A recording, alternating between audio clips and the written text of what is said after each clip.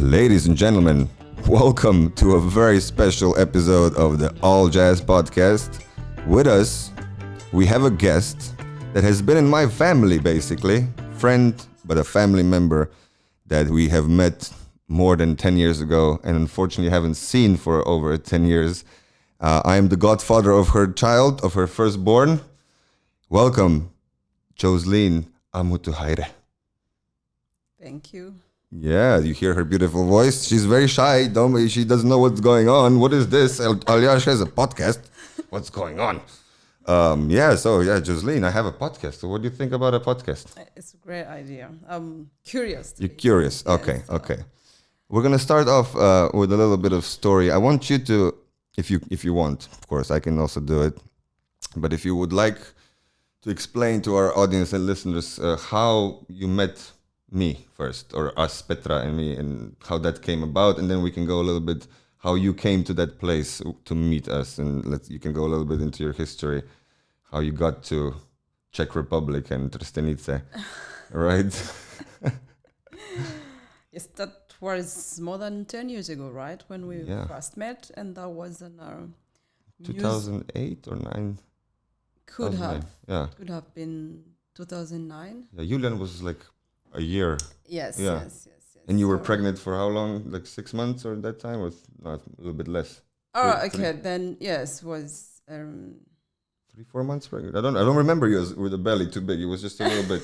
No, actually, it was like in the last stages because I think the symposium was in June. In the end of June, and Cassie was born in July. So symposium. Mentioned that. What is that symposium? So in the music symposium, it's like an international music seminars, or call it music symposium for international composers and percussionists. But it's a special for composers who want to learn how to compose for percussion instruments. Yes, exactly. Yeah. So it's like percussionists are also meeting with composers, and they're working together to see what can be, how can I compose for performers, and then they learn from each other. Yeah, what the limits are maybe for yes, exactly. Yeah. And actually, it's like the symposium ended on 5th of July. Yeah. And that's when Cassie was born.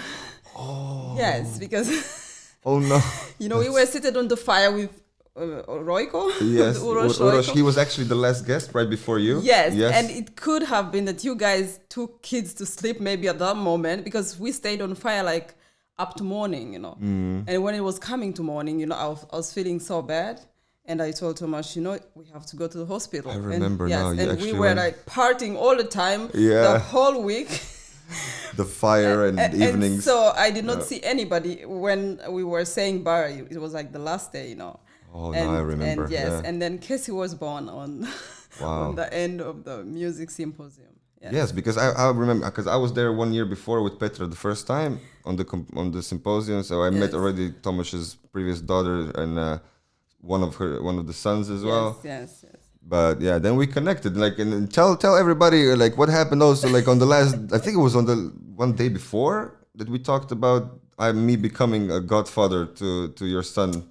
Yes, it was before I even met you guys, I knew Petra, I knew her somehow, but I knew you much better or much more, because Tomasz told me, my husband said, I have a friend and he's really a witch doctor. And, we are talking about all these things about witch doctors in Africa, and he knows that I'm scared of witch doctors, and and then he tells me, but I have a good friend, he's really a witch doctor, he can make impossible things, And I said, this European witch doctor, I'm really really scared of him. And then I was imagining, this is like really an old man, And and because for us, witch doctors in Africa are normally like old men and, old men all looking like really crazy and all these things, and that's what I was expecting, you know. Yeah. And when I saw a young man who is called to be a witch doctor, I also was quite really so funny, yes. But we somehow, like, as people or as family, we clicked somehow, like, I don't know how it came. Yeah, but I remember before you asked me, I was talking to Petra, you know, I was like, oh man, this Josie is so amazing. I'm so happy for Thomas, you know, like he has this amazing woman. We simply, yes, like I was saying that we meet really lots of people and lots of international people from all these organizing these international events, but it's not that you can connect with everybody. Yes, we don't have like that everybody becomes part of us or becomes part of a family, or if we saw somebody like 5 years ago, that we still can meet and have something to talk, or that we still can meet and continue from where we finished from, you know. So it's not so easy. It's very rare. Yes. Yeah. So we found ourselves even on the next year, even driving to Slovenia and coming to you guys. with your bus. Yes, exactly. And it was like, even in the next year that we meet again on symposium, and then on the next few months we are traveling together to Africa. Yeah. And so it was like so funny, not funny, but it was like unimaginable. Like, yes. As I remember when it was actually the baptism party, you mentioned to all your family there in Uganda, like, you know, we met these crazy people, like they're amazing, they're so loving and everything, but they're really crazy. You know? And that's how we really, because you know, as Catholics, you know, we are like staunch Catholics, me and Tomasz, and you know, for baptism you have these things of saying, okay, the godfather to my child has to really be also Catholic, you know, and has to be really dedicated and really has to be, you know. And for us, we didn't think about this. We said AllJazz should be the godfather of us, and we didn't think about what else, you know. What AllJazz actually does not have the sacraments. Or I said that this would be like a fitting for our son. I think he needs such a guy who would take him through tough times, you know. And yes. So that's how we really decided, because normally friendship actually grows. They say friendship grows, right? But it was like there was no big time for our friendship to grow. It's like it came and went. Yes. So there was like no stages of saying, now we don't know them yet, they should not come into our private life. It needs time. But it was like it's like there. We knew each other already forever, and we're family anyway. Yes. So even when we came to Uganda, it was like people knew, actually my relatives knew that you were relatives of Tomasz, you know.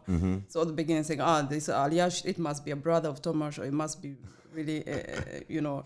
And so it was great. And that story is funny, like which you mentioned that, you know, I had to go to Uganda, and to become a godfather, I had to bring a paper of showing that I did all my Catholic sacraments, and I basically was only baptized, and my parents didn't put me to the Christian Catholic school.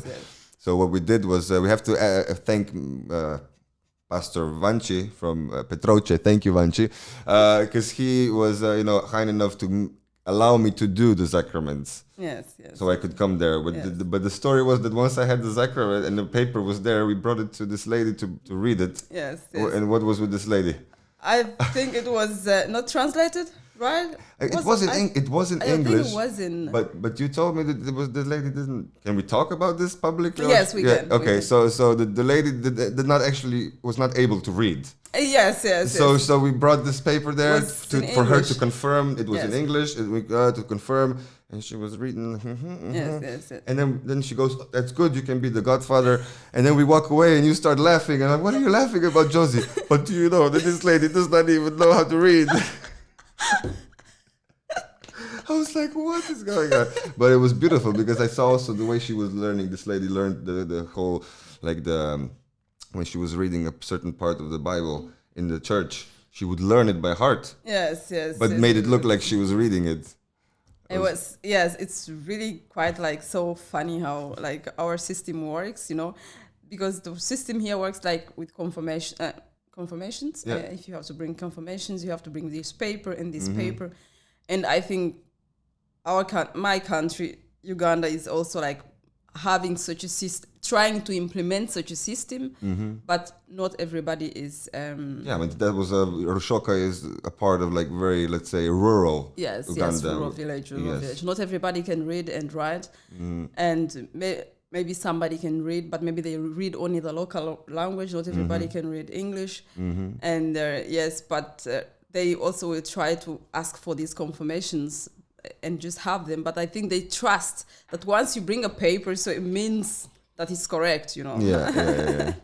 I mean, I don't think we can get anybody in too much trouble if I'm being completely honest here. What actually happened was that Mr. Patravanchi was trusting to us as well because he knew us. He knows Petra's mother. She's been playing in the church, and they all went through the sacraments there, and it was kind of a sense where we had to go there. Look, we don't have time. I don't have time to do the sacraments now. So, because we're leaving in about 2-3 weeks, and he was like, "Look, I can make this paper for you that you have it, but you have to come back and actually do this and do it." And it's like, yes, I will do it. We just need to get there. I need to get the paper, otherwise I cannot be a godfather. So again, thank you, Vanchi, and thanks for trusting me. And we came back and we did the sacraments. It was so funny to me with this. We already had the babies. I was like, "What am I doing?" But look, it was nice that you also came back and did that. What was it was not about, because I don't consider myself a part of the Catholic, let's say, institution, the church, and the religion itself. But it's like, this is something I respect. It's something if it's a part of the religion or the culture, doesn't matter. I respect you guys, and this is what I did because I wanted to be a part of your family. And it's not like, I don't believe in none of this bull crap, because some of it, like we talked about privately, has so much sense of ethically and morally how to live. Just everywhere there's institutions, there's corruption. So unfortunately, that cannot be helped. But we need to fight against it. Yes.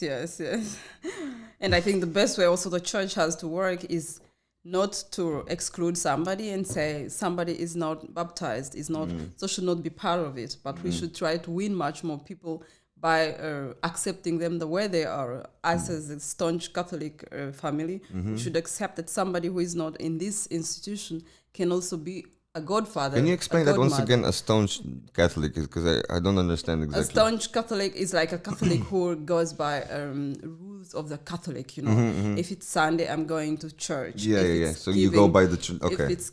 If it's paying tithes, church tithe, we say tithe. That you are doing it. If it's sacraments, you are doing it. So this is called like a staunch Catholic. Okay, good. That you don't question this. You just do the procedures that you need to do. Yes, you do what is required of you. Yes. Understand. Yeah. Yes. Beautiful. So that's a little bit, but I want to go like first before we go to the Ugandan trip, how we were like crazy there. Yes. I want to get to know you personally. Me, myself, of course, I want the audience and the listeners get to know you, and as far as you want to introduce who you were, where you came from, and how you felt throughout your life, we have timed here, the kids are coming home from school in about 3 hours, so we have plenty of time for you to, whatever you want to tell about yourself and how you came to Europe and...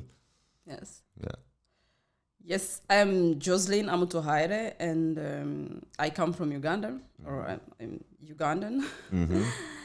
And I was born and raised in Uganda.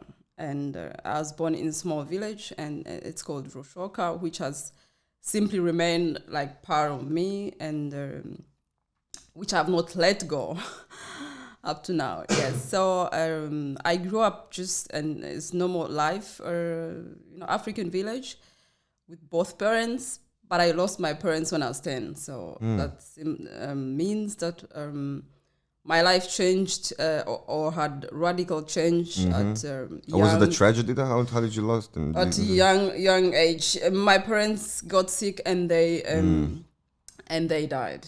Oh, would you know from what, or it was just? Actually, my father had AIDS. Okay.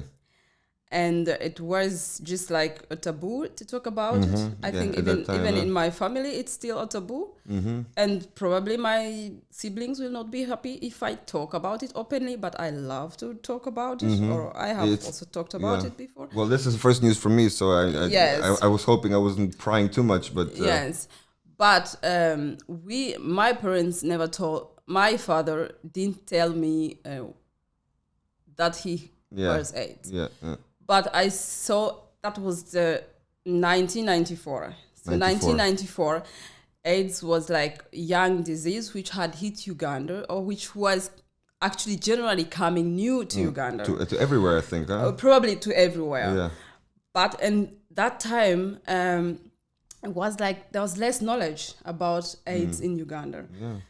And when it came to be even known about it, it was like kept secret in many families. Nobody talked about their relative, their friend. It's a source of shame, kind of like. Yes, that they have AIDS. And lots of people died because of this. Nobody wanted to seek for help openly.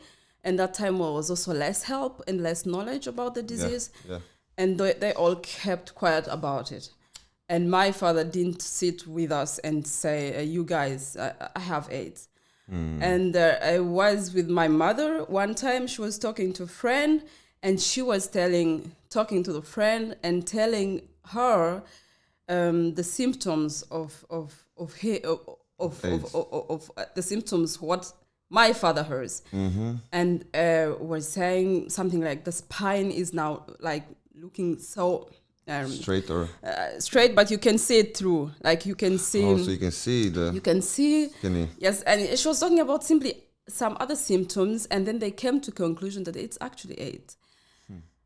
And my goodness. Yes, but I was a small child. I was maybe 9.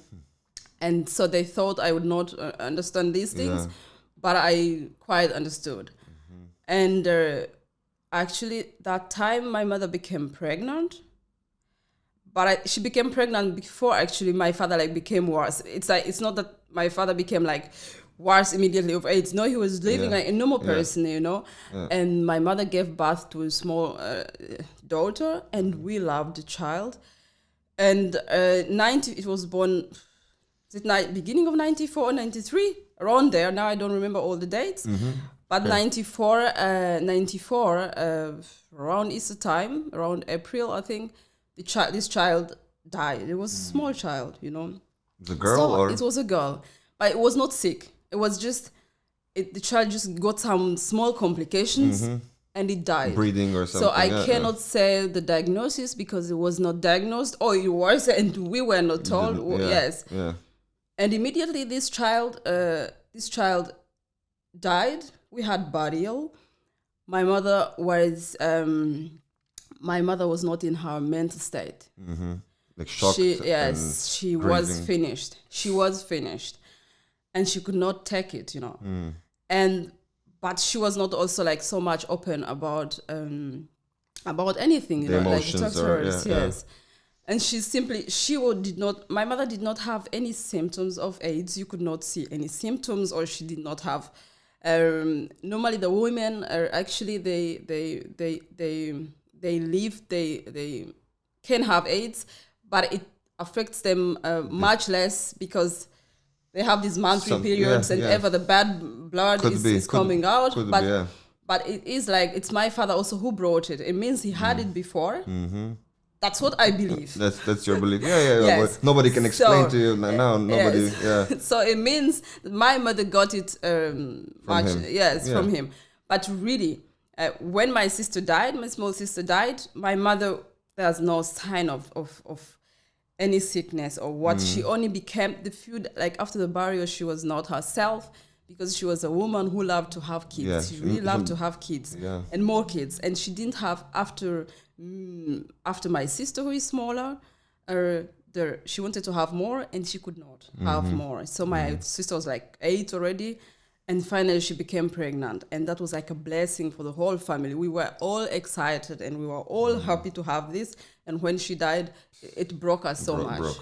So my mother could not take it anymore.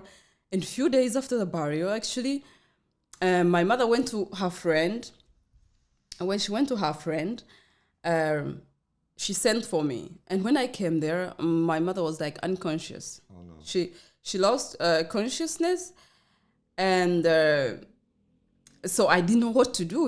I wasn't sure what I have to do, how I have to help. Yes, so I ran to my father and I said, my mother cannot walk, cannot talk, but she left home, and she said, I'm going to visit my friend, so And it was just not far from our house. I'll come back. Actually, you would know the place, how we were going through the plantations, going to my auntie around there. That's where the friend was. So not even up to the project. It was just like right before you go to the right to the somewhere there. It's just like 500 meters, 600 meters where she was for a visit, but she was not able to come back home. And my father came, carried her home, and bathed her, washed her, and he was also still strong, and washed her and did everything. And for us, like, it was all normal. Everybody was normal. Only my mother became somehow unconscious, and we were wondering all. What's happening? Just in one day, she becomes unconscious and nothing really before. So was washing her, and my mother lost speech. But this had to be a mental breakdown or something, huh? So she lost speech. Wow. So she could not talk, And on the next day, she talked. And what she talked was, make for my kids porridge. So her friends had come, her sisters had come, everybody now was camping in our place because we buried my sister the week before. And now my mother was very completely sick. And on the next day she talked, but the only thing she talked, make porridge for my kids. And they made porridge for us.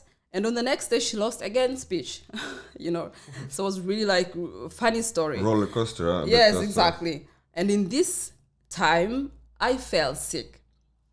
And I fell sick and became worse than her because I was bedridden, completely. So we were like, they put us just in 2 rooms. No, in 1 room, actually. I was sleeping here and she was sleeping there. And there were here people taking care of me, here people taking care of her. So I'm here unconscious. And in the night, I was getting simply going into other worlds, the worlds which were so noisy and that I could not take it because it was like, I didn't know where this noise was coming from, but I was simply in some other worlds. Were you having a fever? Were you delirious? Yes, I had fever. They took me to the hospital. I had malaria also. Oh my God. But this was like a funny malaria, which was because malaria, you get medicine and you get better. But I was like in this, I was reaching points of unconsciousness and the thing where you are like in another world catatonic, and you don't know where you were, but you are in a really, I was like in aggressive in a world. One night I experienced like a very aggressive world, very aggressive. And my mother is also very sick and she's not talking. And so, and my auntie just said, there where we were staying with you guys, my auntie said, we have now 2 critical patients. One has to leave place for the other. One will have to die in this sense. That's what she said to you. Yes, you were 11 she or said 10. Yes, she said one of these 2. They are not all going to survive. But well, I can attest she's a tough lady. It's just one person who is going to leave the space for the other, And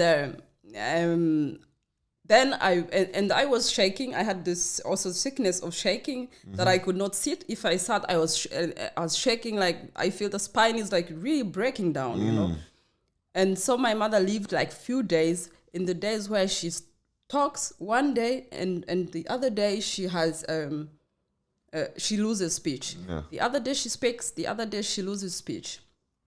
And so we kept now on our deathbed, both of ours. Oh my God! And then they brought a priest, to say as a Catholic, also to say the last words. They said it's not penitence. How do you say it? I know it now in my language, but it's not repentance because you're not like yes. But it's there's a word, because it's a specific word. I know it in my language now. I know it also in English, but sometimes. But it's also a part of one of the sacraments. Yes, for the sick. Yes, it's the sacrament actually for the sick. Yes. Normally the sick get this sacrament. Mm-hmm. Yes, so it's the priest came and gave my mother this sacrament of the sick, And on the next day, I was sleeping on my bed. She was sleeping on her bed, but her sisters were taking care of us, and she was not talking. The other day, I told you she has these moods of losing speech today and talking tomorrow. And on this day, she wanted to go on toilet, and she could not go, of course, by herself. They lifted her and put her on the toilet, and she came from the toilet.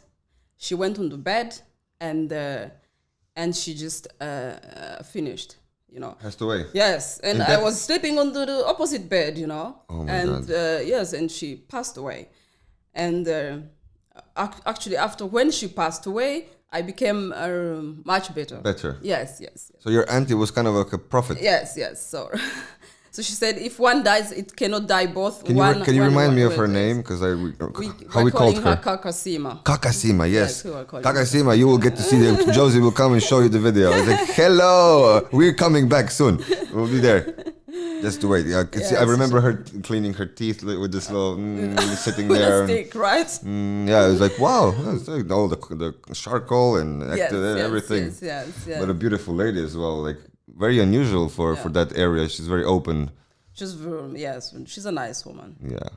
So that time you were then basically, if you would take a look at it like spiritually and a bit, let's say, religiously, you could say that she felt something, that this is what's happening. Either one of you will have to let go. She felt the energy, and she predicted it how it should be. So I was ready. Actually, I think I was more or less also like mentally or physically ready to know that one of us has to leave space. And you know that I'm scared of death. We just talked about it. Yeah. But But look, this makes. Everybody's afraid, but this is an experience that not everybody has. Yes, but that time I think I was not so much, because I was like already on the, how you say it, you were just already in this journey. So I think God also prepares you and takes away this fearness and scaredness. That when my auntie said it, so I was really ready for it. Yes. And of course, as a child, you already know that you're not an evil person. You deserve to go whatever you feel like heaven is or whatever. Yes. But it's like, this is strong stuff. Like wow, I didn't expect this to come out like this. But I'm very thankful for you to share this with us. Yes. Wow, that is heavy. Wow. Okay. I mean, what happened then? You got better and... Yes. It was like in 2 days, in the African barrio, we don't take bodies to the, how you call it, mortuary? Mm-hmm. To dissection, check what's wrong. Yes. No. So my mother was lying there for 2 days. The family came. Families were cooking. People were eating. We make the last party. So the last party was going on. And and after 2 days, we were burying. So my father was still actually strong in this. He was preparing everything, doing everything, and all was fine, And we buried my mother. And now my father stayed as a single father with us. And so it was now a question of what to do next. And he knew he had responsibilities, and now he has to take the role of two parents, And my father was like in the village. He was like, you can say, like a businessman, so who always provided for his family, and he was traveling. And actually, I think that's how he got also this disease. Otherwise, people from Rushoka, they were not traveling, Yeah. So it's like a small village, but he was like, he was a bit much more exposed. He was traveling to different towns, which and buying merchandise and reselling it. You never know. And yes, because we now know that you can get a cut. And somebody has a cut who's also infected, and you can get... Yes, of course, for this, I really don't say where he got it from. You never know. Yes, you never know. You cannot judge here what happened. Yes, but he heard it, so... Yes. And after the burial, everything was finished, and now we knew that we have to go to school, to go to school, that you have no mother at home, so you have to do all these responsibilities to come home and to know that we have to cook. My father, of course, helped us a lot. He did really a lot of work, but we had to help him as kids to take up the job, to know that if he goes out to work for money, then we have to clean the room. But if he knew when he was at home, he was also doing the job, taking really good care of us. But it was not so long-lived, because my mother died around 94, around April. And my father, after a few weeks or few months, he became bedridden. He became so bad. That's okay. Yes, became so bad. And he was just staying in bed.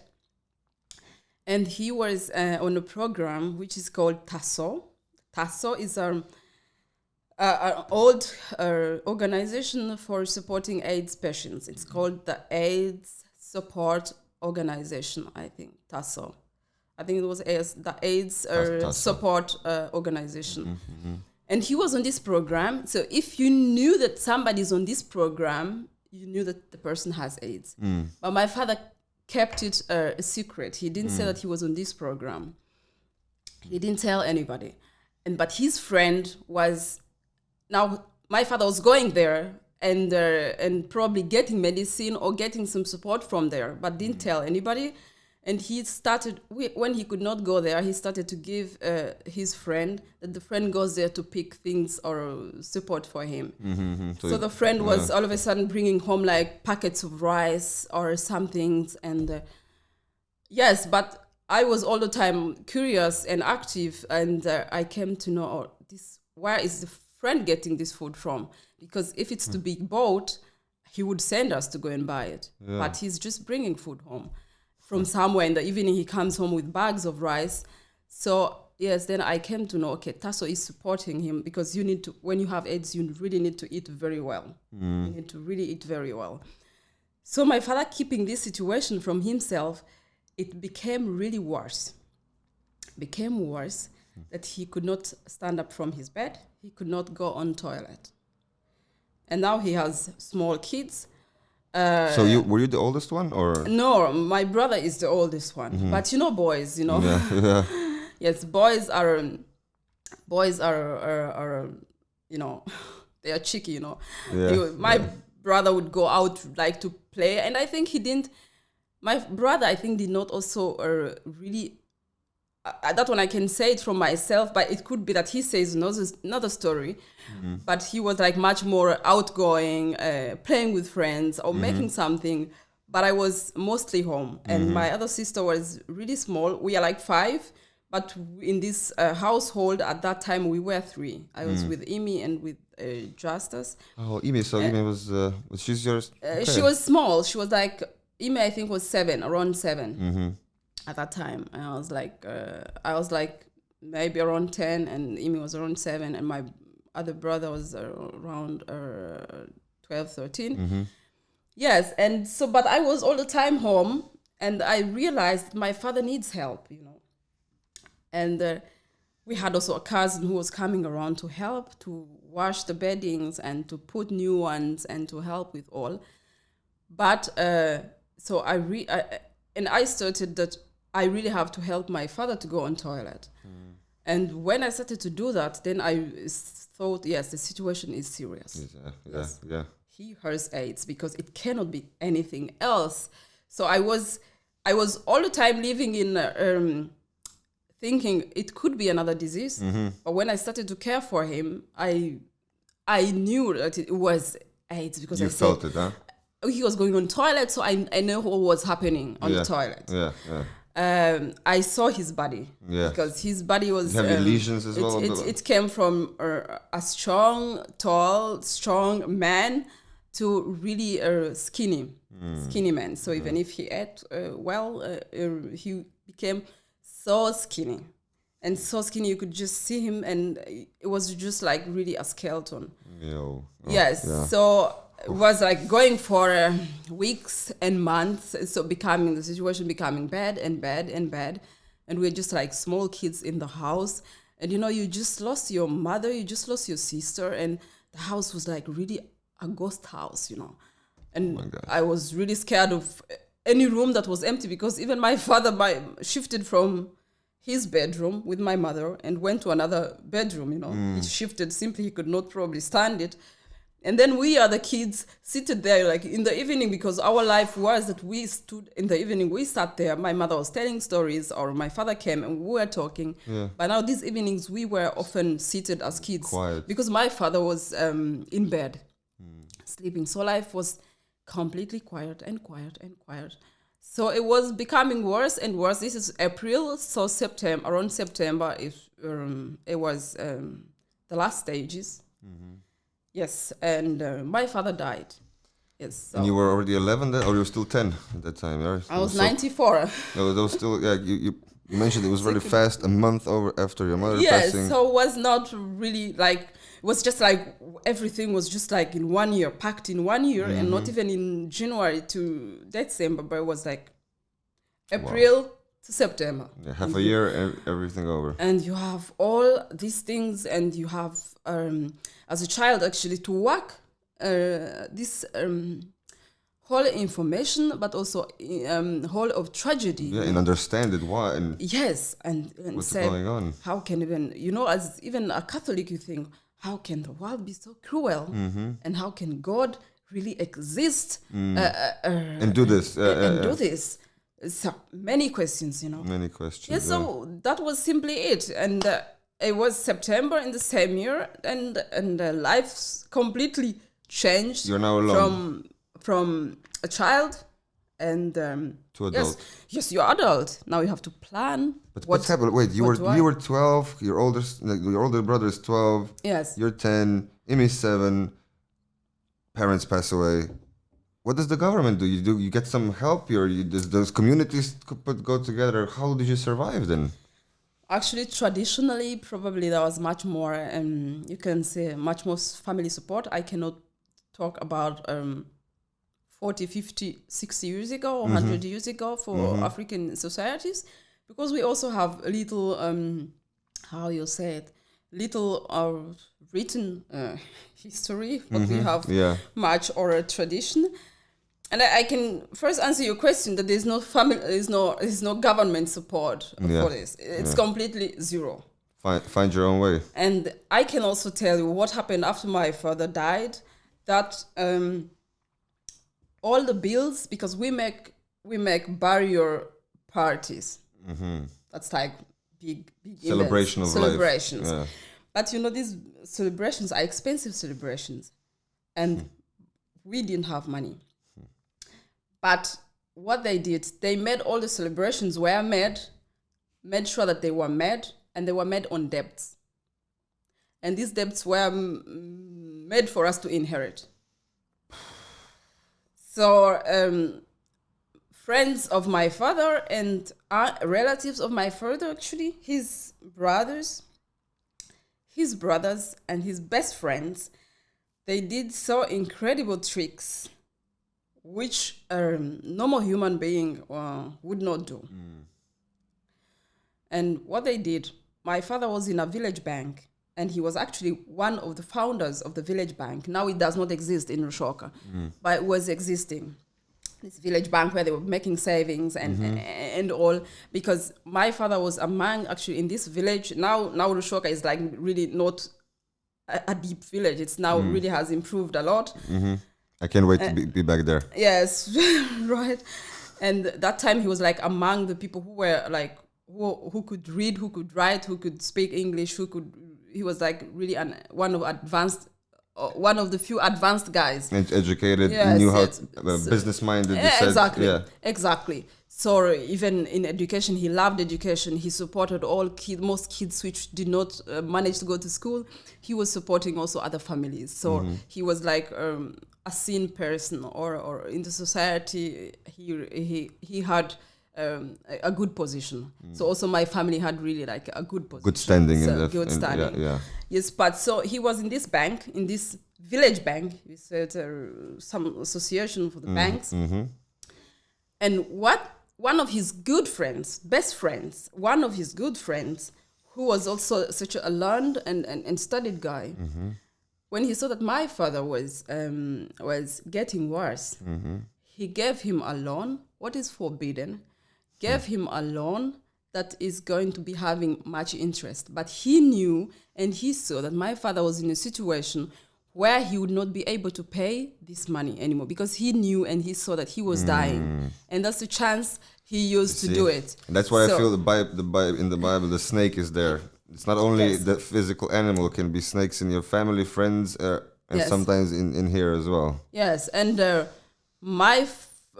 course, my father needed money, So he needed money for food, and he also needed money to take care of us. And medicine, but probably. Medicine and all these things, yes. But he never told us. But anytime I was like changing his clothes or helping him, I saw that around his bed he had really lots of money there. So this friend tricked him into this, that he gets the money and the interest goes, because he knew this money he would not pay it back. Yeah. So that was one issue. And another issue for the expenses, they made so much expenses that even, because I have like some of the speeches, even what was talked about on the barrio, I have them with me. And some of the speeches and expenses, I have them with me. And you mean you carry the... yes, I have these papers with me. Yeah. And you see what was written even on some of the expenses. One of my auntie, actually, relatives from my father's side, these were relatives from my father's side, what they did, they came from, they were not living in Rushoka, they were living in some other places, far away, but they came for the burial, just like our tradition says, every relative comes for the burial. And when they came, they claimed that they want transport back, and they claim they want to be paid back. But all these things, first we were small, they did not tell us, but of course on this party, on this last celebration, there was like a chairperson, there was like a secretary, there was like, I don't know, organizing everything. Yeah. So they were coming and claiming that they came for the burial and they need transport to be back. And what hurt me most is that I went under expenses, and one of the relatives actually wrote there that some money was used to buy underwear for them.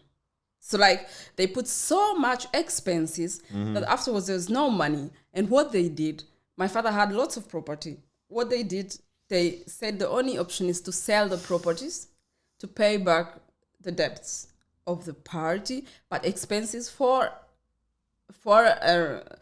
friends, relatives, everybody, for the travels. For what was that? What they were eating, because they stayed there also for long in our house, and all these expenses somebody has to pay, and all these expenses came from selling property, and they sold lots of property from us, or good properties. Yeah. And I'm thankful to my mother's side, my aunties and my uncles. They didn't have anything to do with this. They have clean hands. Yes. Yeah. Because even after the burial, there are relatives from my father's side. They sat, and friends, of course, the best friend my father ever had, like best friends whom he was trusting in money things or in business things. Yeah. They were also there, and they were now discussing, so what to do with the small kids? They cannot stay in the house alone. So we have to look for a solution. None of these people said, I take care of the kids. Yeah. No. Wow. Nobody was interested. So what the husband of my auntie, that is my auntie, the sister to my mother, he was there on this meeting because they also trusted him. And you know what he said? He said, I take the kids. He didn't get any money from this, what they divided. He didn't get any property. He said, I'm taking the kids. And he took me with my sister to his home to stay there. The most valuable things. Yes. The kids. But then, but you see, and all these people went in the house. They were partying all the time. They were enjoying. Our house was empty. Now remained with foreign people, foreign relatives, foreign friends, so-called friends. And they were just enjoying to the maximum. And that's how they came to sell not all the property, but they sold lots of property. And they claimed they were paying debts. I even don't know which debts, My father was not such a person who takes loans or what. It happened to this time for this loan. He was vulnerable that time. Yes, when they tricked him, but he never had other debts, Yeah. So that's generally what happened, And how did you go along? Like, did you? Because I know, like, I was in Rushoka. Did I meet any of? Like, were they all not around that area? The bad side, or I met some of them? They were there. I think you also met them. But yeah. I think I have grown also into a life of. I have lived with this bitterness, and I'm like in the process, also in the time of healing and forgiving, because I don't want to carry on with this. Yeah. And I also visit them. I visit them, and you will be surprised that even when Christmas I go home, I give them money for Christmas. I give them some money for meat. That's you. It's like even one of them, I was paying school fees up to senior 6. So, but I find this good. It heals me, you know. It makes me happy that I can. You can show them, look, you did this, you hurt me, but I'm still going to be good to you. Yes, that I can help them, and that they can come to me. And well, they don't actually come to me like to really, because I think they have. They realize probably some of them they have this fear. But I go guilt, to them. Probably guilt. Yes, I go to them. I go to once I know that they have a problem, I don't leave them alone. I have once I have something, I give them. But I'm just in this process of I cannot say. You're an amazing human being, Josie, I think you cannot forgive and forget. It's quite hard. Yeah, but forgiving. Yes. I told my children the other day is like something happened in school, and we were discussing, and I said, you have to forgive this person, and he's like, why? I'm not doing this for him. Like, but you do not forgive for him. Yes, you forgive for yourself. Yeah. You don't need to forget. Actually, you might not want to forget sometimes lessons you've learned. Yes. But forgiveness is not for the other person. You know, it's like it's not even egoistical. It's more like, look, you can maybe even not know something about the person. Maybe they had a bad day. Maybe he was not treated well. And like, look, you can understand me. It's not about me. This person might be broken somehow. I will forgive him. Hopefully, he's doing better. And if I can help him, I will also help him. Right. That's beautiful. It's really not hard. It's not really not easy. It's not easy, but it's way more rewarding in the long run. Yes, it's really like many years of working on yourself and saying, I carry this bitterness for what? And for what? For who?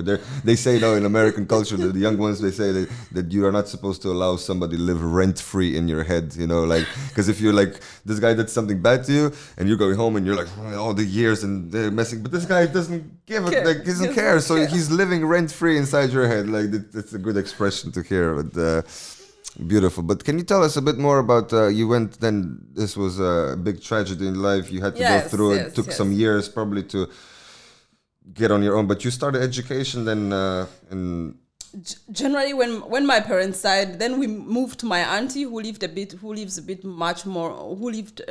away from our bathhouse. It's like maybe 2 kilometers, right? Somewhere like there, yeah? Somewhere like in the banana plantations, nice place. Beautiful. So we went there and started new life. But this family was also burdened with my auntie had around 9 children or 10.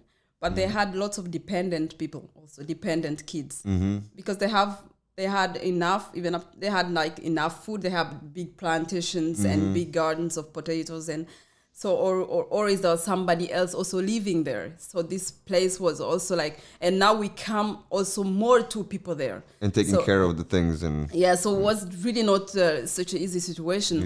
And then I loved to go to school. I don't know why, but I really loved school.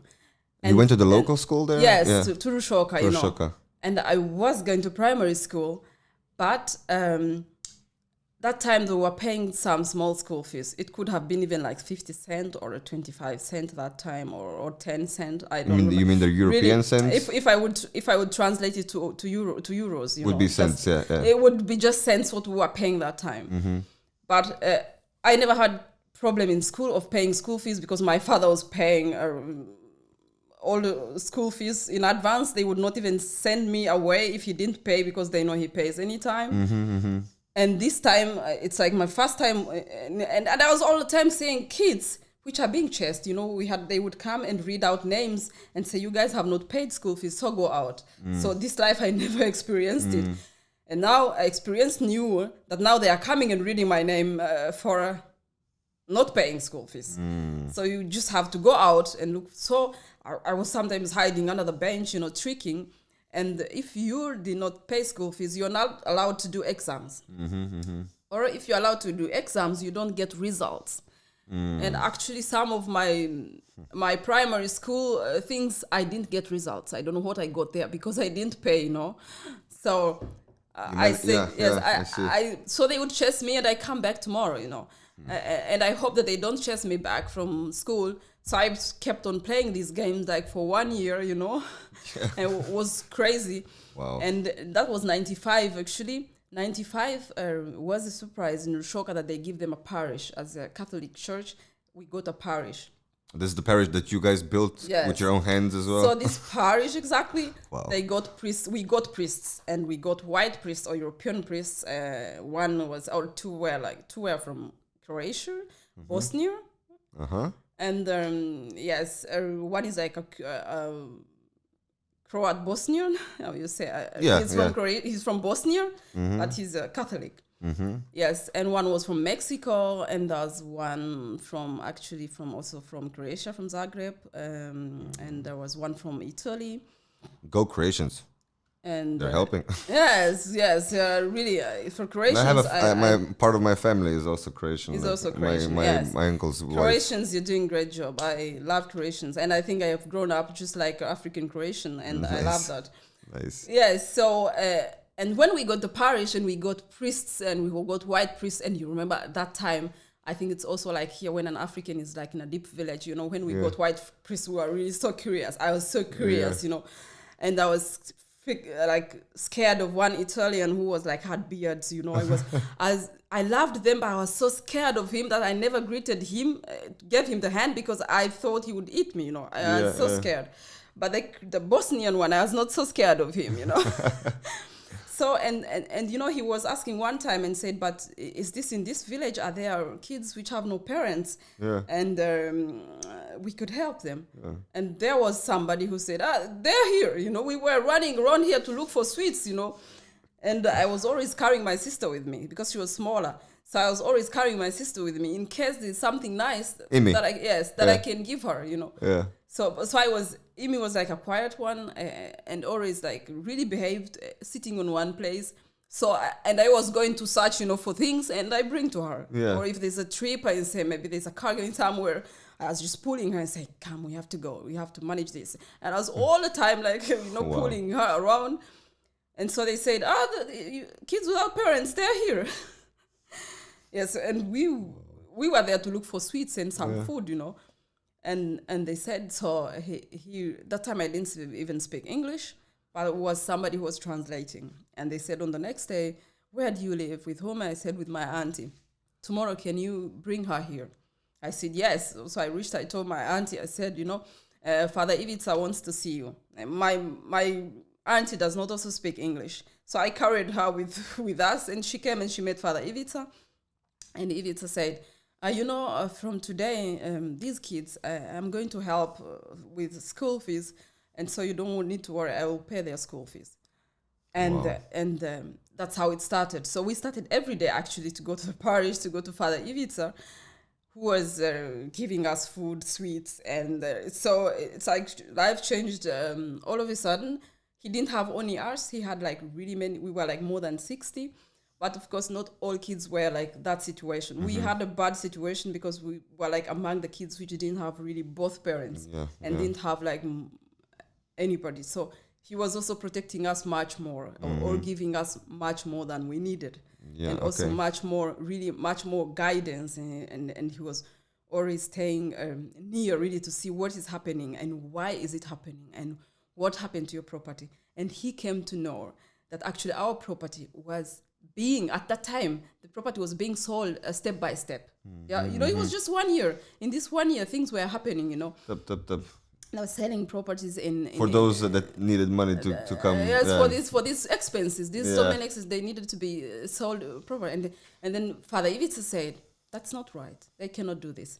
He went to the bank where they were charging the money, and he found actually he is the one who found out what they did to my father with the loan. Oh, that he they found tricked. Out. Okay. Yes. So he was really engaged. He went so deep that he did not only go to help us with school fees, but he went into finding out how the situation became worse for us. Yeah. So for us, he became like. He was behind. Like a detective. Yes. Wow. He was like a new European guy who comes there and doesn't even know the culture.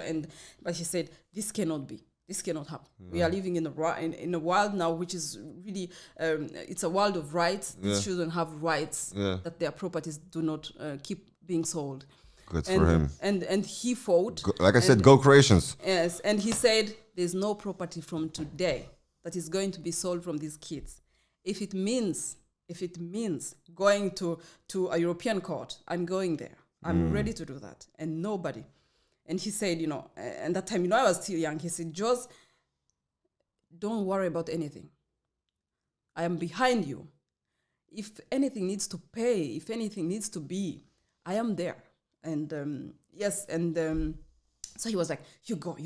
And we're all the time like in the police and the thing to protect this, to protect his properties. Yeah. But the best thing, he was ever behind me, and people got scared of him. And he said, I'm European, just I'm not going to be the first one who goes there. I don't want that. I just want you to be the one who goes there first. And you don't have to worry about anything because I'm behind you. I said, okay, go. So if there was like a family meeting, he was coming there to my relative's family meeting. He's not speaking the language, but he came there. You came there for support and you were talking. For support. And then they started saying, why are you saying you are European? You don't know anything. And he said, I'm European, I don't know anything. But you are not going to do anything. Because if you try to do anything, then we will all face the courts of law. And they started getting so scared slowly. And I was getting stronger. And I was getting strong because I knew. He said, don't worry. You are not doing criminality. You're protecting your property. And what I'm doing, I'm just giving you what you need. I'm giving that proper that support. And let's go. You go for your rights. Yes. Yeah. And on the side, he said, just what you have to do, you need to study. You need to learn. You need to. He knew that I loved school, and he said, we will support you in whatever way. I am there for you. And yes, so that's how it came that I was in school, and I was fighting for property from our parents, this remaining property which is remaining, and at the same time figuring it out. But I was really growing strong. And of course, this guy Ivica was like, I think training me mentally for everything, but also physically for every situation. And you know what he did? He said, now just we are going to start new games, And he said, you are going to play table tennis. And I told him, if it's I've never seen a table and I cannot start to play table tennis. And he said, you are going to play. And, he bought it and brought it there and started to train me himself. And this guy was like really a hardcore who was training me in all around life, nice. Which I think was all useful, and trained me. And then I was really good. I can say I was really, it's always not good to give yourself a credit, but I can say it loud because I played with most guys in schools, on the university, and I can say that you could manage to compete with them. My highest peak was, of course, 2007. I was chosen on the Ugandan team to represent Uganda on the Bangkok.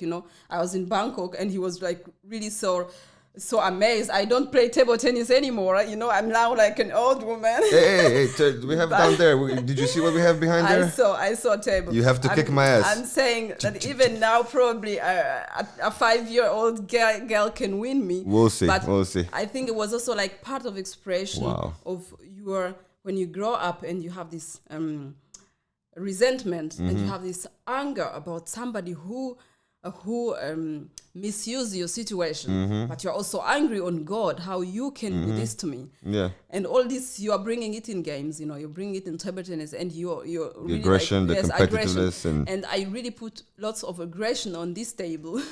I was playing really aggressively, and I never played women because I said I don't play women, I want to play boys. And I was all the time playing boys because I feel, because they are if you follow the logic, it was actually the men which were always in the this thing of cheating our property. I was always fighting with men. I see. They are the ones who did the. You are your own psychologist, my friend. Yes, you exactly. Figured out. They are the ones which did all the unfair things to me, and I didn't have anything to do to the women because women did not bring all this unjust to me. Yeah. And so I was like, but this I did not realize it at that time. But now when I think about it, I was like all the time wanting to compete men, and I was always competing men. Yes. So I'll show you. I will show you. Yeah. So when they came to choose the people to go to represent Uganda for Bangkok University, all world university games actually, and now I had to play in the women's team, and I never experienced that, and so I was playing actually. When I played before, I played with one of the good table tennis players, the national team. And, I put all the aggression, I was like really hitting her with backsides and all. And I just was realizing how aggressive really I am. Based and, to like, yes, because you could, okay. yes, but that was really like, I cannot say that was a game, but I think this is this aggressivity which you are bringing out, and I'm happy that I could also have this chance of expressing myself through sports. Because otherwise you might get the aggression expressed elsewhere. Yes, and up to now I have a problem of like, I always want to win. I think everybody has this, but I think it's this when you grow up and somebody wants to sit on your back, and then I started to fight back, and this is why I will probably. I mean, it's not bad. I work on it. I work on myself as well. But this life experience as a child, it really affects. It shaped you, yeah? Yes, it shaped me a lot. Yes, so. But look, Josie, you could say, this is true, but it has not shaped you in such a way that you would meet a person like me and Petra and still be not trusting and still be like, I'm still a man. But you didn't feel like you had to fight, compete with me, So I feel that you have reached a certain level of where you've put some things in the past, forgiven certain things, and realized certain people have not, reached a level of understanding, and they probably, if karma, if the reincarnation is real, they will probably come back lower. Like you have to learn again and go back to being a frog, and then you can be a human. No, but you never know. Yes, but really life changes you. I actually have lots of trust, even on people. It's funny that I still can trust people. Now that you mentioned trust, I want to go a little bit further with how did you, before we go to this what I kind of want to finish. It's already an hour. You see how quick this goes. I talk too much. No, Josie. I told myself already, we had this, so far, the 5 episodes that we had so far was an hour or so, but it was also the fact that I want the guests to come back, right? And talk about, but with you, I'm not so sure when we're going to see each other again. Okay. No, you know what we do? Now we're going to have to, get everything out. No, we can leave some stuff if you want, but I have a question, because I want you, we're going to slowly come to where you came to Europe, because you were not studying in Rwanda, but you were traveling in Rwanda. Yes, exactly. And there you met this crazy guy known as Tomasz Ondruszek, right? Yes. And he, my wife, Petra, was introduced to him through an email that she got from Ivo Medek through the Uroš Rojko combination, and she was like, "Oh well, I want to learn how to compose for a percussionist, and let me go there." Yeah. So we were there for 1 year. With really beautiful house there, beautiful family, Tomasz and the kids, and all the composers and percussionists there, from Smolka to Jeff Bear. Yeah. Wonderful time. And then we decided to go again the next year. Tomasz unfortunately had a little bit of a family crisis with his former wife leaving and wanting to take the children and so on, and we didn't know too much what was going on, but I was seeing this new woman there with Tomasz, which he met in Rwanda. I was like, what is going on? And she's so beautiful, glowing skin, little belly, full of energy, walking around. I was like, hey, this is a good idea, because I was, honestly, I was thinking the second year, I was like, I knew how the first year was. It was a bit tough because I was alone with the children. Everybody was in the classes. And when they were not there, I was outside by myself with the children, playing with them. So when I saw you there, she's not gonna hopefully she's not helping around too much with the seminar, And I realized that then you spent so much time with me that week that, And I want to just ask you, how did you meet Tomasz? Like in Rwanda, what was that situation? In Rwanda, actually, when in 2000, when was that? I was coming to high school. That was 2003 or 2002. 2002, I was coming to high school, and Father Ivica, who was always my guardian, he was like my adoptive father, or I call him up to now my father, or my white father. My children like to say our white grandfather. Nice. That time, the guy I have grown up with, the guy I was loving and respecting as my parent, so I knew there's nothing that can happen to me when he's there. So it came that he has been changed, and he was changed to Rwanda because he's a priest. and they can be changed anytime. Yeah, they moved them. Yeah. And again, I was cursing and saying, God, how can you be so unfair? Yeah. It's now, because you feel like it's again maybe death or somebody again goes away. Yeah. You lose something. Because then, I got part of me, which I got used to. If anything happens, I was running to Ivica's window and saying, hey, somebody has beaten me or somebody, or I need food or I need this. And it was like, for me, no more. And that one time, he was changed. And for me, that was like another third death now, And foundations. Yes. So, and for them, once they do that, if they change them, they change them. Then you stay there, and he's a priest. He has to go. So he was. He came to visit me in school. He put me when I came to high school. He put me in a very prestigious, very nice school from Rushoka. He put me to Mbarara.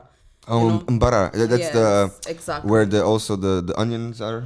No, and that's a bit further down. That's a bit farther, yes. Further down. Yes, around 100 kilometers from Rushoka. I remember the name, Murray Hill High School. And that time, that was like one of the best schools in the West. So I was really, really, really proud to be in one of the best schools, my high school. So he came there to visit me. So you got in there how? By being so good in school, or how did you get to that school? Because Ivica was fighting always that I get the best. Okay, good for him. Beautiful. He somehow figured it out. I came from a village school. Normally to come from these schools, to come to these good schools in Uganda, you need also to be coming from the former good schools. But I was not from a good school. I don't want to say that it's bad school because it also shaped me, but the quality that time was not comparable. That was like a village school completely. But even when I say that I did not perform bad, I was like for that school, for this standard, it was really a good performance. But if you would compare it with all good schools in Uganda, you could say that maybe it's not good performance. And Ivica was going to this school and told them, I want to bring my daughter to this school and say, how did she perform? And they saw my performance. They said, it might be so hard for her. And he said, I know her. I know Jos. When she comes to your school, she's going to perform well. And the thing is, let's look at her marks. She's from a village, bad standard school, but she could manage to perform like this. So imagine she was in your school. How would she have performed? Yes. He said, give her a chance. Bravo. So again, he brought me to this school, to this good school. And I was like, okay, now I'm here. And almost most friends of mine, they thought that I was like one of the rich kids, coming to this school. But I knew where I was coming from, Yeah. And so he came to school to visit me and he said, Jos, I'm gone. I'm gone, but you don't have to worry about it. There's an Italian priest who is going to replace me. And I'm going to give him all the instructions and all the guidance. Is this the priest we met? Carmelo, no, it's another one. It's called Oscar. He's now in Tanzania. Okay. And he said, and he came with him. He said, here is Father Oscar, and he is going to take care of you, and that you go to school and you support. But I'm in Rwanda, so we will see. But your life is not going to be miserable, And so that's how it came. I finished 2 years in high school, and now I was supposed to go to university. Yes, and when I came to university, this Italian priest who was so nice, was so supportive to me, and also good friend to Ivica, then they were always connecting and for school fees and all. He was changed also from Rushoka, to Tanzania. So now again, nobody was left for me. And it was left a German priest. And how old were you then? I was 2004. How old was I? I'm very bad at math. Oh, no worries. Yeah, so it was teenage, 16, 15. I think I was more than 16, I think. Wait, yes. Around 19 then? Yes, around that. So now again, it was like all these changes, And so now he left and I remained in Rushoka suddenly with nobody. I finished high school. I'm supposed to come to university. And that time I didn't have phone and I could not reach Ivica. He didn't know what was happening to me, but he also thought that he left me in the good hands. I was at the parish in Rushoka. He thought, he said, I left for you enough support, so all should go how it's planned, And immediately these guys were off. One priest, which I don't want to mention the name, my admission for university came, and he saw some application for university and he told me, why are you applying for university? Or we saw your application. Who should pay your school fees for university? And I told him, you know, I was so humble, and I told him, you know what? I'm just trying my best. You never know. Mm-hmm. You never know I just in case. And Oscar was coming that time for a visit. This father from Oscar from Tanzania, now the Italian. And they told him, we saw here Joseline applying or having admissions for universities. Who should pay her school fees? There's nobody who is ready to pay her school fees for university. And on the next day, he called me. He said, climb on the car. Let's go to meet Ivica. I was so happy. And we went to the border between Uganda and Rwanda, and we met with Ivica. And they left me in the car, and they went to discuss, you know. And when they reached there, they said, you know, nobody wants to help Jos, so we have to find a solution that she comes to university. And they resolved that I will go to university. They will find money for that. So we climbed in a car and went back to Rushoka, and Ivica came some weeks or some months later. He told me, get a passport and come to me to Rwanda. Because I see that you will not really get help, you know. And I said, you come to me to Rwanda and stay there for your holidays, and we are going to organize that you get to university. That time, Uganda Matters University, where I went, was one of the best performing universities. And he said, Jos, we need the best for you, you know. So, and you have to go to this university. It's expensive. It's very expensive. But I'm going to ask friends and relatives, and we will get this money that you can go to this university. So I was so grateful. And he said, go to University of Uganda and you come holidays to Kivumu. You help here with computer and all these things. And Tomasz that time was visiting. That was 2006. 2006. Then Tomasz came visiting with his mother, because his mother is doing charity work since more than 40 years and sending containers to Rwanda, sending money there to help orphanages and old houses for old people. And that time he came with Tomasz, and they came, and because they are helping this organization, they are helping, or this person is a Croat. Who is helping really Father Danko, doing great work in Rwanda, in Kigali, or in also other towns. Really a guy who has lived in Rwanda, I think, even since genocide, doing work, helping poor people, building schools, feeding lots of people. So they were visiting him because they were supporting him also in this. And then, of course, the Croats are really very good connected. Very good connected. If one lives here, one knows the other Croat who lives somewhere. So they came there to visit Ivica, and that's where I was, and that's how I came to know. That's how I met with Tomasz. And that time, of course, we didn't have anything we cannot say that we fell in love. We even got well to know each other. I was a student there, and he was on holidays. We were eating together on the table, so nothing much happened. But I had also another Croat friend who was there helping Ivica. So we were like, or is there making fun or friends. And Tomasz left in 2007. That's when I was chosen to go to Bangkok to play table tennis. And that's when I was also finishing my university. Okay. Yes, and Tomasz was writing me when I was in my holidays after finishing university. And he got contact from my Croat friend who was also living with us in the house. Yeah.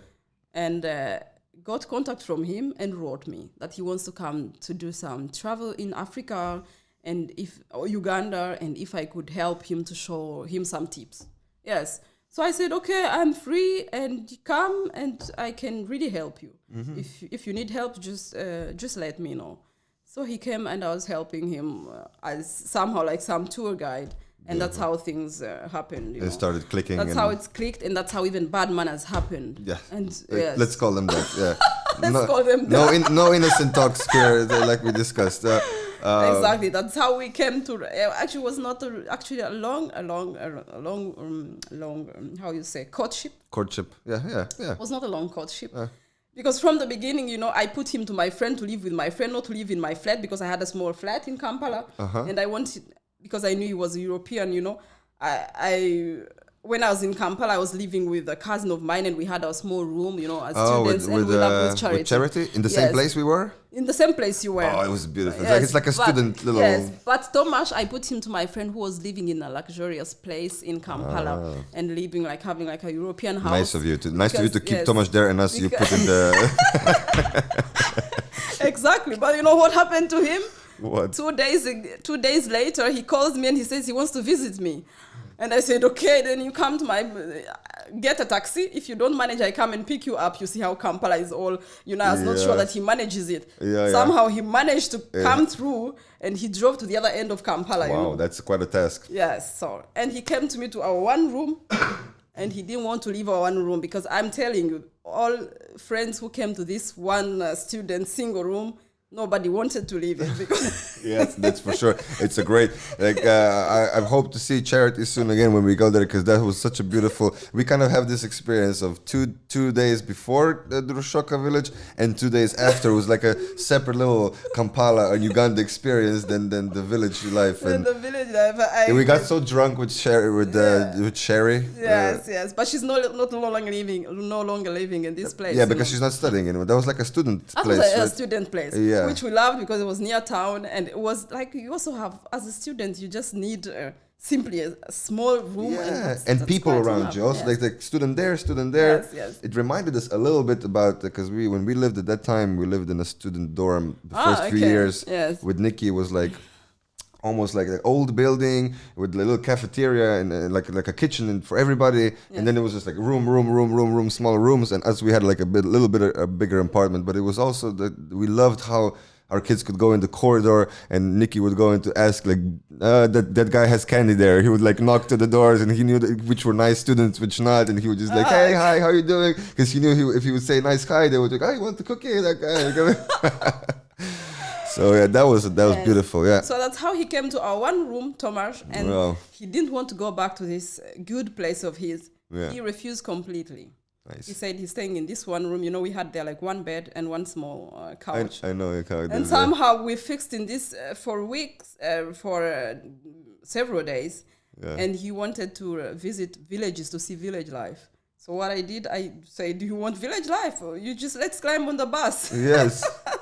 An 8-hour drive to Rushoka. 8 hours to the village, yes, and to Rushoka. And I said, you still need village? He said, yes, so climb on the motorbike, Yeah.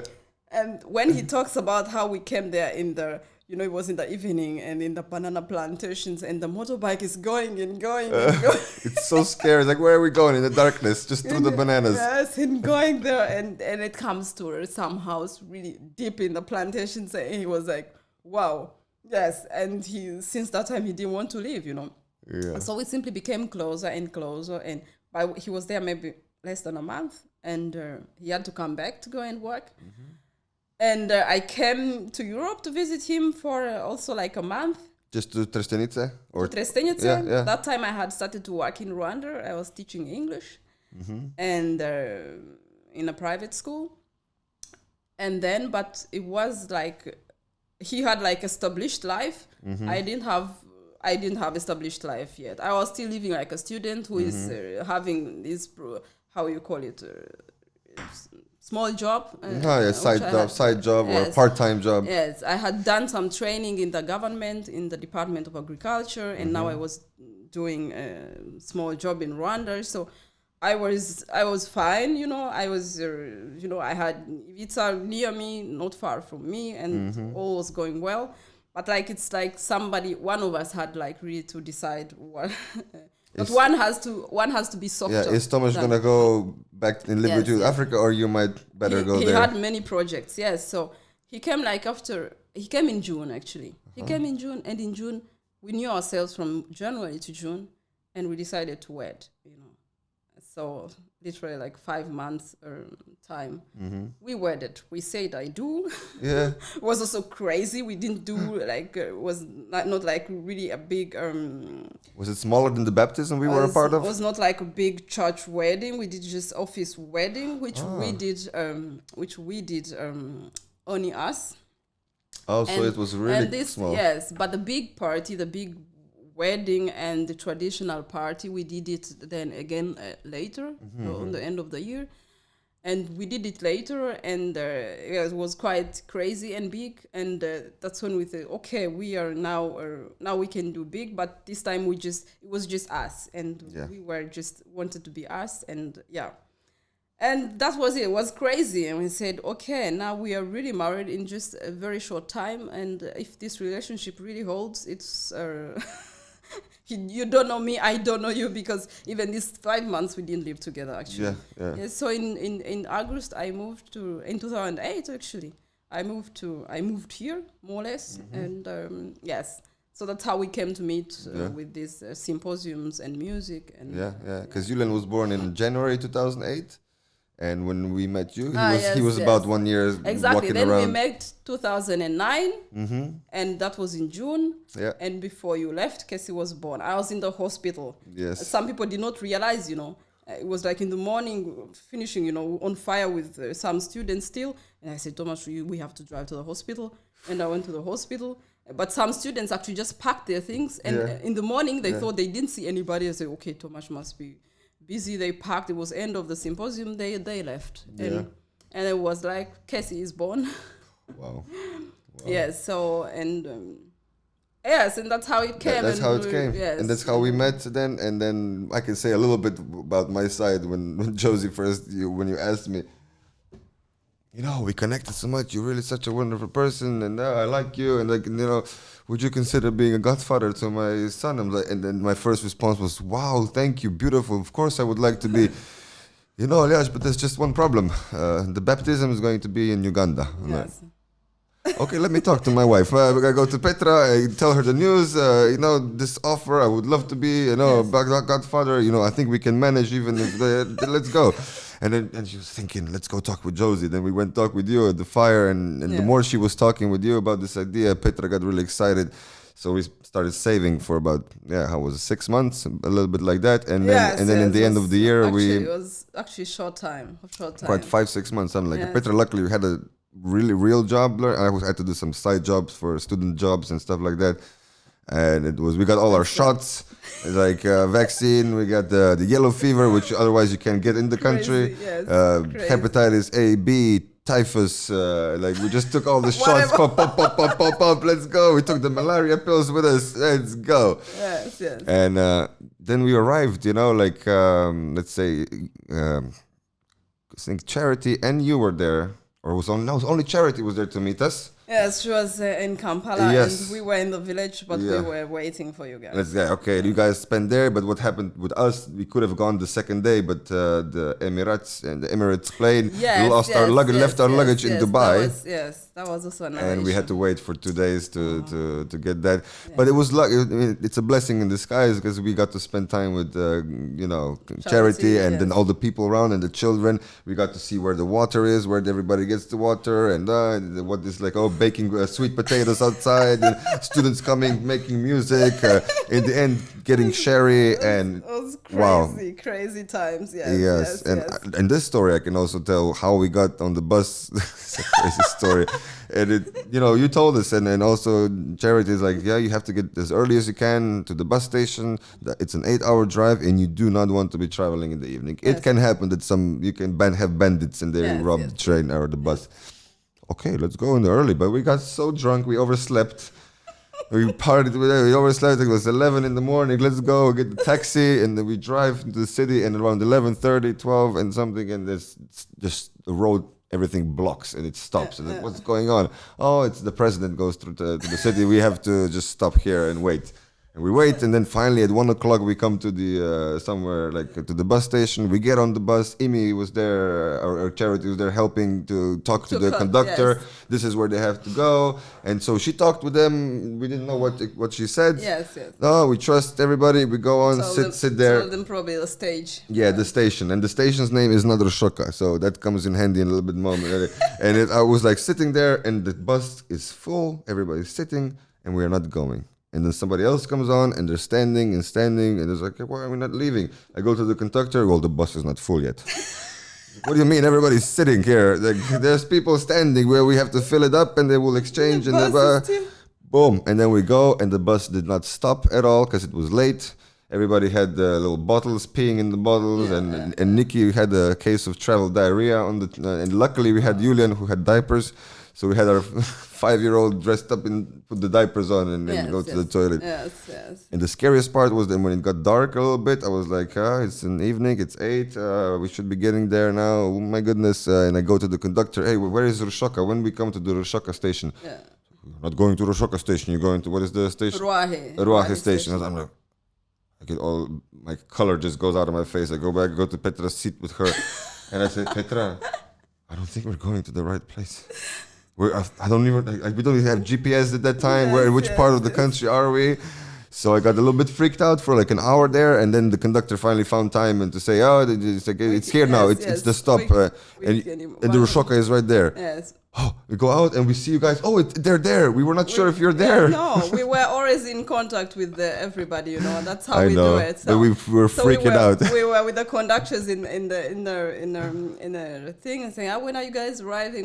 Where have you reached? And he was telling us all the time. So I didn't even until now. I didn't know that you guys were in contact. Yes, now I know. Were tracking. That's why Charity told him what he should do and change it to the contacts and sent me the contacts. So that we are in the mobile phone. So when he also gets lost or somehow, if he passes the stage without knowing, then he could call us and tell us that you are on another station. So yes.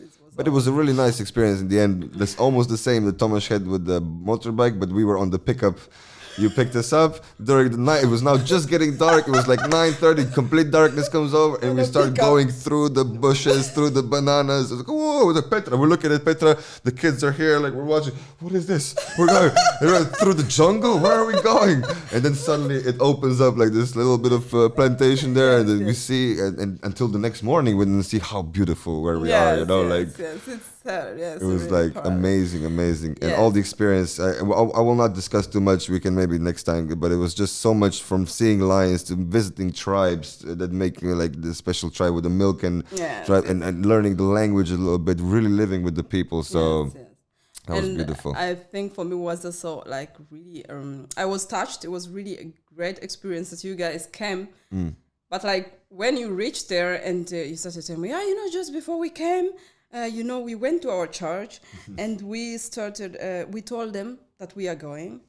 And, we told them that we are going. And we said if they could collect some money maybe for somebody in Africa. And your church collected 220. Yeah. I'm always confusing it with 300 euros. We gave something next to it, but it was like 220 was given to us, and then we just gave a little bit next to it. And I think it was 300 altogether. Because I thought that you gave much more. Mm-hmm. Yes. So anyway, it doesn't matter. And you told me, you know what? We collected some money and we want to give away this money. And I said, these are students. They need this money. They have no money. So for me, it was actually always like I was touched that you as students, even with kids, you could say, let me make such a travel to Africa. Let me go there. And again, you even made an effort that you collect some money. And you said, Joseline, you see, we have here money so let's do something. And then, at that time was like not enough food in the village. You guys, what we are going to do?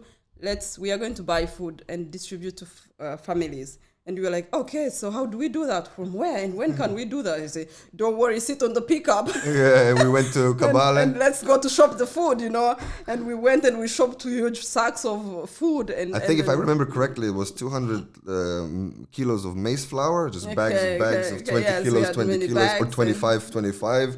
And then I think it was then a couple of rice. I think it was 100 kilos of rice. Was rice, there was beans. And we always tell this story in the sense that we managed because knew the people there, and you really knew everybody was hungry, but who are really starving and really needing sick families and so on. I also asked. I asked people around and said, really tell me exactly who really needs this. That it's and then that 25 families got for a month worth of maize flour. It was to us. Was a great experience, and actually, what I say, I like.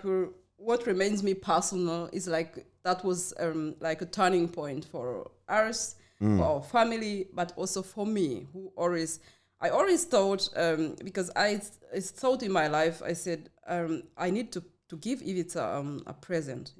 This guy who has grown me up, guy who has become my parent has given up everything for me, has paid for me, has done this. I need to give him a present, but I said, what present can I give to this guy? I cannot pay him back. Yeah. And I said to myself, I can pay him back in the way that I help somebody else. Yeah. That would be a good present for him. But I never told him that I want to give him a present. But I said, if I do this work, if I manage to do this work, then I have paid him back. And I had told Tomasz also about it. He knew about it. But we had not begun. But you guys came with this money and we did this act. And then from that time, actually, we did not look behind. Wow. From that time, we started every year to come with money and to come with food and to come with clothes and to come with things to distribute to those who need it. And then we registered our organization in 2013 in Germany. You know, I always thought I start crying when everything is very wholesome. It makes me feel well. In 2013, then we registered our organization as Orutindo. Yes, in Germany. And now we have it also registered in Uganda. But I said beautiful. That the big root or the big push, even when we needed to do this, the big push was from you guys. I said, if the students, young parents have I'm happy that you told me this a few days ago, because otherwise I would be crying more right now. could do this, and now they have begun. So should we let the candle just be blown away? I said, no, we simply have to continue, and we have to go ahead and do it. You see, we didn't realize that at that time. We just felt that you guys are doing this anyway already. Yes, I cannot really say that we were doing that what you did. Yes, we were buying some food in the village, or my aunties maybe buying some food that people come and eat with us, or giving away something small. But this action of having how many families, feeding them at once and making such an action, it was we didn't have this action before. This action started with you guys, and we didn't look back. And yes. Well, that makes me really feel really, really great in a sense to hear that in so many years now, because I've been watching this project as well, feeling a bit like left to the side in the sense I can't help, like we can, and you guys are doing so much, like, but now knowing that we lit a little spark there of what you already wanted to do, but that now if these guys did this, let's not stop, that was beautiful. Stop, yes. And now you have a big house there for the kids and for orphans we built a center for kids where they can come play, be kids, cook and eat. Even time for Corona, we had Corona package that they are sure they can come there and eat, and have food, and in schools support them and know they can have their school fees paid. Yeah. And I can say really thanks also to friends who realize our works or who love to support our projects. But thanks to you guys. Thank you. that you did such a great work. So even now when you say sorry that we cannot support you, because we know you so well, and we know how the situation you are in. You're still students, but I know if you had whatever you had, you would give it away for somebody else. So as long as it's for us, that was the biggest gift you gave us, and that you pushed us to. But maybe you don't know how we saved that money though. It was not our money. It was the money that we went. Really, people gave. They were also not trusting us too much. Okay. How are you going to prove us? So we had to also tell them that we're going to take pictures. We're going to make videos. That you guys, when we come back, you can see where your money went, because they were like also a bit suspicious in that community. You're going to Africa, just giving some money to who is going to use it? Who's going to get it, right? So we try. We even had to convince people a bit there. Some people maybe even give more if they were more trusting of what we. Yeah, sure. So it's like maybe it was like a little bit of an opening eye for them there as well in the community when we came back, and we made like for that pastor that then I had to do the sacrament with. We made a presentation for the kids in the Catholic school there, where we were when we showed all the pictures and where we were and how people live there and how much help some people need there as well. Yes. Beautiful. Yeah, but it was for me like and first of all it was. At that time, actually, it was not understandable for me that some Slovenians, somebody gives out some money and say, you take it to somebody. How do you trust this person? So this trust also, I love when people trust me. Yeah, I trust more in people than in organizations. That's why I felt like the Red Cross does a lot of good things, or UNICEF or whatever, but it's just because it's an organization, they have to have money that pours in, that paid for the people that work, not for the people that need the money. Yes. And I understand that it's something that it's not like corruption, it's needed if you want to have an organization. Yes. But that's why I felt like this small tourism was so much more the thing is, I have grown up on, how you call it, contributions from. I know Father Ivica was all the time asking some friends, some people help me. I have to help these kids. So, and before I didn't understand it, and then he said, Jos, now money for your university, I'm going to ask different friends. And for sure we will reach up to that, because it was a lot of money. So later I came to realize that actually I have become what I have become because of contributions from different people. So that's how I said, okay, with this, you can really also support somebody. So if somebody really gives you 10 euros and says, give it to somebody, why do you need to take it away or use it for something else? Just take it and give it where, if you can, transport it there. And that's what you guys did. And I was really, really impressed. And I said, really, we don't need to disappoint your activity. We don't need to disappoint your works. And and it's going on well. And we say thank you to you guys. You're welcome. And I'm really again, thank you to all the people who support. They said 35 children through school. Yes, now we have 35 children which we support in school. And yes. That's amazing. That's I mean, if everybody that could do something like that would do it and find let's say, because this was a month in our life, okay, we saved money 6 months and that, but that was we would have had to save anyway for our lives and stuff. And we're like, okay, let's do this. We have a goal now, we do. And we were living so motivated at that time. We were pushing each other to get to that point. And then to do that, it was transformative for us as well as people, seeing the culture there of the kind of the people living together, we society, kind of like you explained, which is impossible to bring back into this culture here. But you can definitely, in the beginning, I was feeling a bit desperate I remember personally coming back from Africa, a month there in this culture and learning so much and soaking all that in, coming back and not being able to do neither one little thing of the stuff that at that moment I felt I cannot implement nothing of what I have learned there or seen there in this society, and it made me really frustrated at that time. And then slowly now living in the Netherlands and really being entrepreneurs and working, let's say, our own businesses, and although it's a lot less stability than what I had the job before, but it's just so rewarding, and and it's always been something, to strive for, I think, personally, just getting better at things in life and meeting people. And I don't know what I would have done, because I don't know what the reason is why you're now suddenly, after 10 years, we can manage to get together, because we missed each other so many times and tried to get together. But life, we have a lot of things that we're doing. Because now I want to just go a little bit, because we don't want to do a 3-hour podcast. We'll do it next time. It will be another guest. But already it's the longest podcast we had. Crazy. But I want to ask you a little bit after, we didn't lose touch, because we kept, and then now Casey's also learning to do magic. He was been a big fan that I didn't even know that he was watching his godfather from afar. But you really made a big effort the last few years, finishing you did a master's in what? A master degree in European integration with a focus on Middle East Europe. And you did that in the German university, or yes. In German language? Yes. Yeah, that's amazing. That's amazing. And then you're also sometimes going to Brussels to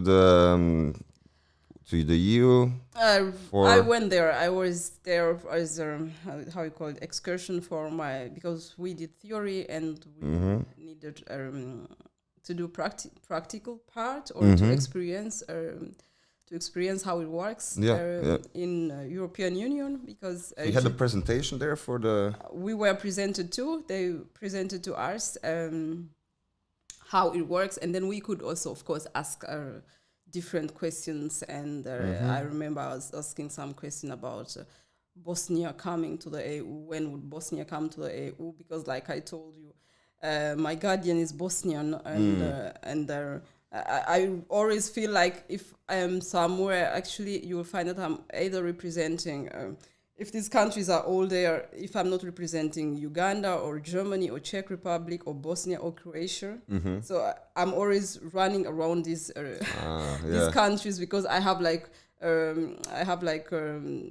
roots to them. Yeah, or So I was asking them about when is Bosnia coming to the EU, and if that would be a good thing actually for Bosnia to come to the EU, because actually my studies are about European integration, how European countries come together and work together with learning much more about European law and culture. Yeah, and then you have good and bad things about the integration that you find, or is only good things you find?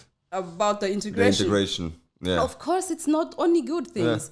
Coming to the European Union, you also have to sacrifice a lot. We are traveling a lot to Croatia, and before we were buying things like cheese on the road, this cheese which you buy on the road, and some things you buy on the road. But normally when you come to the European Union, these things, they start to disappear because they have standards of foods. Yeah. But for me, I find it as a tradition that has grown, which should be supported, and which should stay.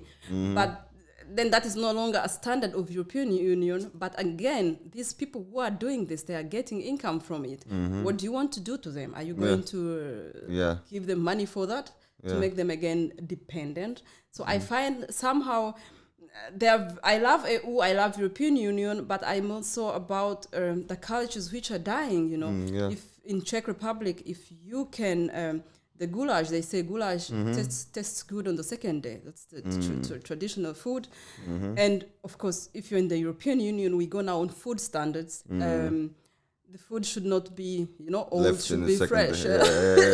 So you are killing these traditions of theirs, which they have lived on for many years. And now you have to make me eat fresh goulash, So, of course, all these things. But if it's cooked, it's good tomorrow. What are you talking about? If it's cooked meat, it's good tomorrow.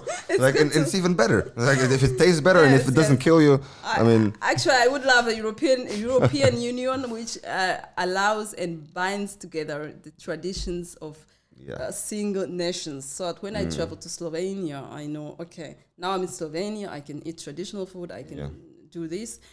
But not coming to Slovenia, we were now very disappointed coming to Croatia, and you find Kaufland, you find Lidl, you find Aldi, and then now I said, do I really need to come back here to shop like I'm shopping in Germany? The same, because you came there, I think you found there's different shops, these small shops. These things make culture. Yes, and I agree. I agree. So, but we will see how. Yeah, look, I mean, the fact that you've come, like you said, from a village in Rushoka, no possibilities of, like, even for Ugandan standards, having a better education. Yes. You managed with all the support and with people believing in you, having faith in your knowledge, your abilities, and that.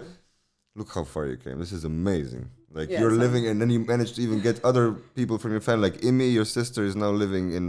She lives in Prague. Lives in Prague, has a husband, and is managing to like. Do they have any plans to go visit back, or they just live? Yes, they have been there, and they are planning to go this year as well. Yes, I'm happy that she's here. And I remember Imi. This is a story I tell sometimes to some friends or people who I meet. It's like like we come sometimes to the cold and hot and. Like, do you even realize that people like Imi, I mentioned, like she'd seen maybe snow, or she's seen, I know it's cold. Yes. When she was explaining how the first time she went out and played with the snow, snow, and then after a minute or two, this pain in the bones, like what is going on? Nobody told me the cold hurts. And, so all these little things, like that you like see like. You have your different experience in life, and then it comes another experience, and you can, if you're open, you can see why, and you don't judge, like why. And you go, this is how you learn around the world, and this is how I was a part of your experience. You told me the first experience of cold. This is amazing to me. And then why would you take away and make everything the same? All the globalization and all the cultures mixed together. I'm hopefully, not even hopefully, but I'm really for cultures that. We still need different countries to keep their real cultures. Yes, I agree. When I go to Slovenia, I don't feel like I'm in Germany. When I go to Romania, I don't feel like I'm in the Netherlands, but I feel that I'm in there. I think that the system like this, the cities are the issue, right? When you go outside here, or in Slovenia outside, or even probably in Czech Republic, you go and you can see like there's the cities start making these little shops and in Yes, between, but yes. then you have to make a little bit more of an effort to find the locals and. Yes, so, yes. But it's also then more expensive than what you're used to, and then it's like, oh, do I have the money for this local food, organic? Of course, yes. Organic becomes also, of course, expensive. But we cannot also say that culture has to stay stable. It's dynamic. Yeah, it stays. Migration, now we are like in the Changes. waves of migration. So we have to accept that migration affects us, but migration should not change who we are, you know. Yeah. I'm happy to be here as an African, but it does not mean that I want to change everybody to behave like an African Exactly. or to take me as a demigod or something like this. I want somebody to respect me, but I want also to respect this person, which I find there. And you learn from this culture here, but they can also learn from me. Yes, I love to eat traditional European food. I love it, and I know it was not the beginning the same, but I told myself, I said, you have moved to Europe, but you have to respect their culture and be part of it. Yeah. I was frustrated from learning European languages and because I was learning like 2 languages at the same time, Czech and German. And at one time I was mad. I said, why do I need to do this? I'm tired. I don't want to do it anymore. Yeah. And then a few minutes later, I said, Jos, calm down. There's nobody who forced you to come here. You came here. Yeah. If you really don't want to do this, the airports are open, you know. Yeah. So I really sat down and said, yes, calm down. You have to do it. Yeah. Yes. And I think that's how we can survive that even when you're a migrant, you respect that culture, but you also expect somebody to respect you. Yeah. Yes, of course. Because you have something to give as well. You have something to offer. Yeah. As I say, the biggest cosmopolitans we have in different countries, are the migrants who have moved different things. They have experienced a lot. Exactly. What we can do is we can learn from them. Yeah. I love people who are better than me, because I always say, I'm never jealous on friends or people who are successful. And these are the people I want to learn from. Yes. Not to say he bought himself an BMW. Now really he's better than me. Now he has a good job. He's better than me. Symbols. But you just need to say, what can I learn from him? How did he do that? And then it's like I always say, I love my friends which are really better than me. Like there's a great doctor, Dr. Catherine Bira. She's a really great woman, learning, studying, having kids. She studied in Germany, went back to Uganda, great family. And I say, she inspires me because I can learn from her. How does she do it? Yeah. But you find also people who are probably also might be jealous of her. It is crazy. Of course, this woman. Yeah. But those people are insecure. They have their own desires they didn't achieve most of them. Exactly. And I told Julian the other day, is like, if you find yourself in a room where you're the smartest one, run out of that room. You have nothing else to do there. It's like, you don't want to be around people that you're the most smartest, the best. You want to be around people who are better than you. Exactly. And they inspire you, that you learn from them, and you know. You get something. Yes, it's great if you can accept that. Talking about learning some new things, we're going to end this episode, which is a public episode. We managed to talk. Thank you for giving all this information, really the back insights. No problem. And because we're going to do something experimental a little bit. Okay. We're going to go and finish the public episode. And thank you, everybody, for watching and listening. And if you want to see more of Josie learning new things, join us at the Patreon episode of the AllJazz Podcast, which we'll start recording now. So we have some magic stuff here, and you will learn some stuff, and we'll see how it goes. It'll be a short podcast, but we'll make it short and sweet for all the members who are supporting. So join us, and everybody who's watching on YouTube, you know the procedure: like, subscribe, all that stupid stuff. Exactly. Put on the notification bell so you get all our videos in the future. So again, thank you so much, and see you next time.